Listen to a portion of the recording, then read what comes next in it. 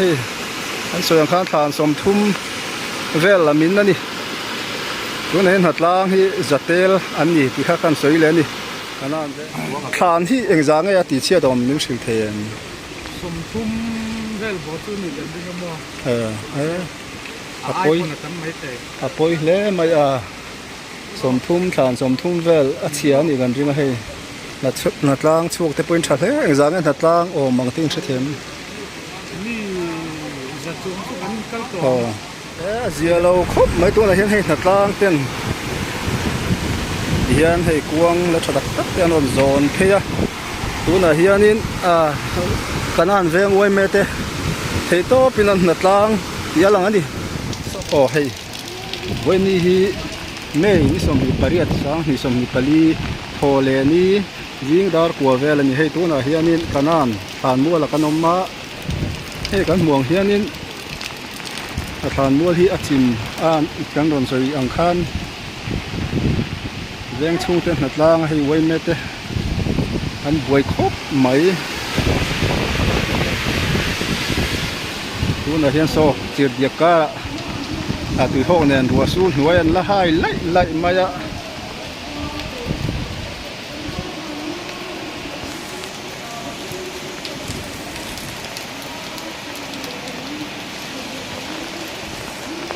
tu na hianin tlang an awa chu tlang chuak an tlang tur te la ni an la buai don chau le lang ani tu na hian china kan ngai tha zok ang khanin than som thum chuang ti chia official la than na ruang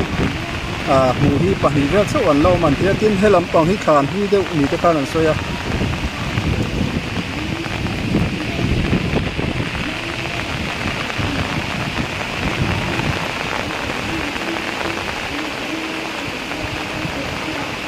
khai ruwa su na sero pui mai box ya to ngai thok suak te an ti thak le mai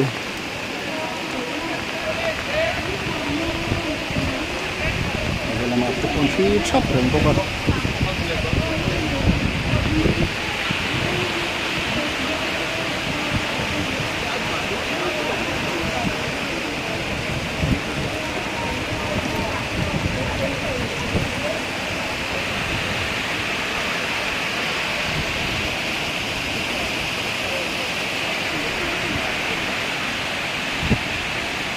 an tik kheng nge ruwa hi ala sur don kan sela wa hei ala cheng mar ang reng khop maya a buai tha khop mai hei a tui hok nen kan muang so so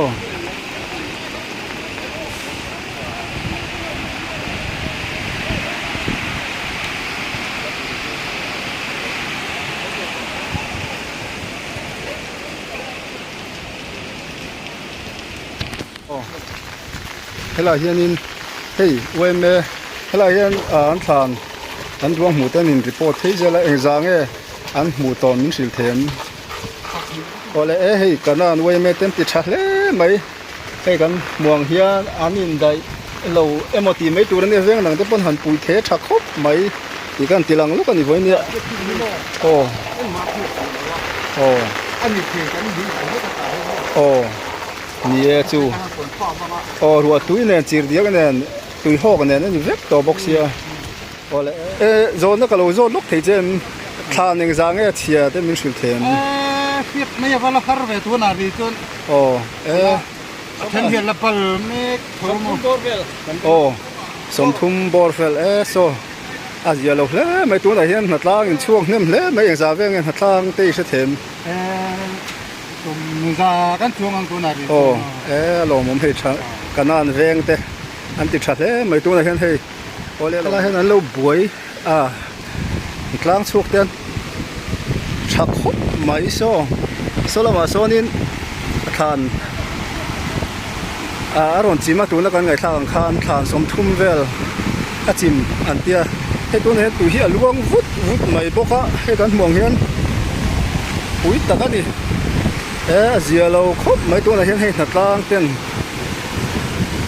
hian hei kuang la thatak tak te anon zon pheya tu na hianin kanan veng wai me te thei to pinan na tlang yalang ani so kan muang sonin tu na sonin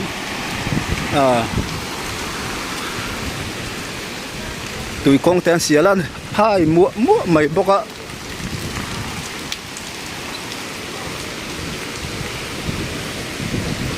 o tu na hian jing da kwa vel ania thla kan han la purang heng la hianin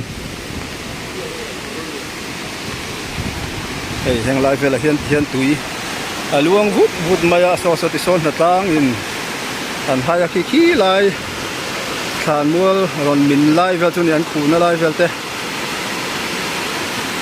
azia lo khop mai hei than kanan veng te an tuar puyom hle ma he tian tuna kan mu hi new capital Ebenezer Hospital bula kor tui khan ya luang vut mai hei la hianin enga mazat than lung chu atla tha to karinga kan ringa hei a chen tu seng hoi ala ni boka tun hian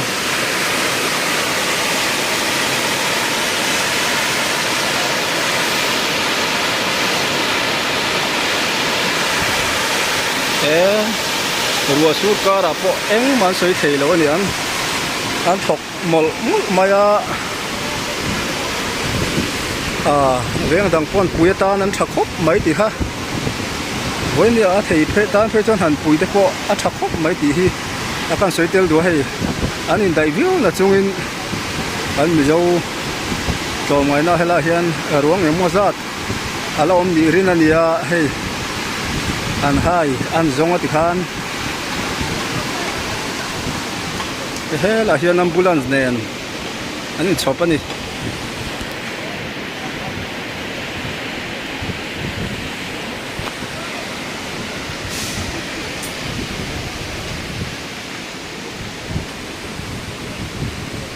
tuna hian ruwa hi tlemin han deuna ala re fil chia lawa hei kan mo kon hei hi tui kwal lui po tu kha ani tui kwal lui po tu kha hei sai train na thakho mai ma se aluang vut ma hei kan mong hian mihring po han chuk palila kan ding thei lawang min langhal don ti khiat sa ni khateng do kha ni an soi tong khat voin ya chiat na mizoram a thleng na se mem mai voin hi me ni somni pariat sa ni somni pali thole ni ne hei la kanan veng de pon an than mual alo min chian maya china ka ngai thang khan than som thum chuang vel min nin kan hria ni azia lo khop mai na tang tu na hian tui kong te an sial me ka tang chuak kan fakom khop mai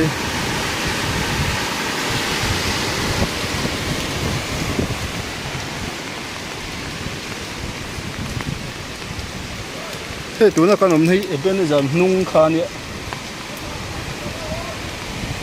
thế tụi nó hiện ambulance nền, anh bị mẹ cái gì là hiện, à xuôi tu, cái anh veng xuôi tu, thì mang quay mẹ, cho lại son ruộng, anh mua ra tiền anh son anh report pay zel những cái gì calculate lúc đó nè, hay can see thấy đàn tụi chú hay Ebenezer Hospital nung lam ani Ebenezer Hospital nung lam kan tlan the he ti hian kan phei zel chinanga so an thok na sam an thok mol mul maya an fel an tlom nga khop mai soi tongin hetiang ni puwa toi thok tu chuanin mi tuar chel tak ni te ngai kan ti kha hey muna vakal tak tak hi chu nuam lawa an phal lo em chuang lo na nga hin nuam ani lawa min lo hre thiam mu la heng ral khat tang kan han lam mayanga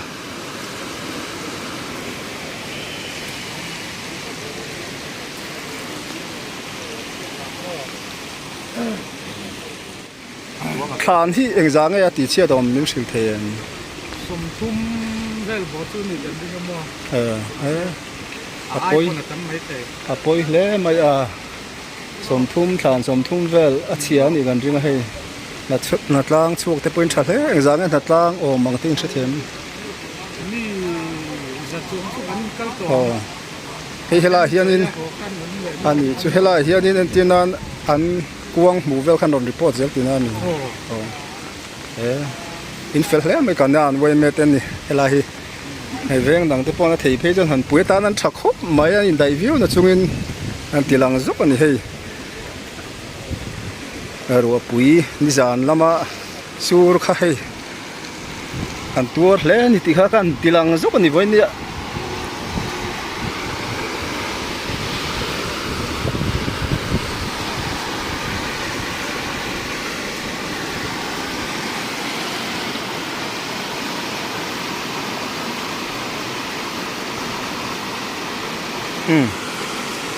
so ti son an nat lang le renga ang pon sela kan han du to nga thalak reng te pon nuam chi lo wangin